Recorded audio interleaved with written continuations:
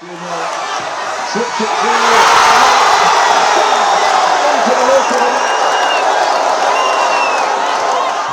Football ঘিরে বাংলাদেশে যে উন্মাদনা তার প্রাণকেন্দ্র বলা যায় ঢাকা বিশ্ববিদ্যালয়। টিএসসি, মহসিন হলের মাঠ ও ভিসি চত্বরে বড় পর্দায় খেলা উপভোগ করেন ফুটবল ভক্তরা। শিক্ষার্থীদের পাশাপাশি রাজধানীর বিভিন্ন জায়গা থেকে জড়ো হয়েছেন অনেকেই। খেলা শুরুর আগে কানায় কানায় পূর্ণ প্রাঙ্গণগুলো। কেউ গাছে, কেউ আবার ছাদে বসেই এনজয় করেছেন। উত্তেজনায় ঠাসা আক্রমণ পাল্টা আক্রমণে ব্রাজিলের প্রথম জয়ে উচ্ছ্বসিত সমর্থকরা। সেই ম্যাচে আলহামদুলিল্লাহ 3 গোল দিছে, তো ভালো লাগতেছে। কত খেলাটা দেখে আমাদের খুবই খারাপ লাগছে। আগে থাকতেই কনফিডেন্ট ছিল যে ব্রাজিল জিতবে। আমাদের বাপদাদা দেয় নাই, আমাদের বাপদাদা কাপ নিচ্ছে। ব্রাজিল মানে হচ্ছে ইতিহাস সৃষ্টি করা।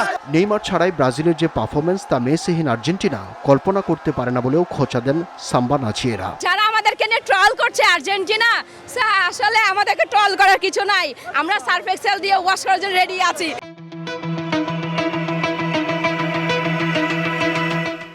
তিনটা গোল আর্জেন্টিনাকে উৎসর্গ করলাম। তিরিবিসরা কই, তিনবারের চ্যাম্পিয়নরা কই, যারা 2022 সালে চ্যাম্পিয়ন হয়েছে তারা কই? আমাদেরকে এখন 7 আপ বলতে পারবে না। আমরা এখন কাউন্টার অ্যাটাকে 30 উপহার দিলাম আর্জেন্টিনাকে। তাদের প্রত্যাশা পরের ম্যাচেই হয়তো সেলেসাও পোস্টার বয় ফিরবেন আর দল এগিয়ে যাবে হেক্সা মিশনের পথে। 2026 বিশ্বকাপে আমাদের হেক্সা পূরণ হবে।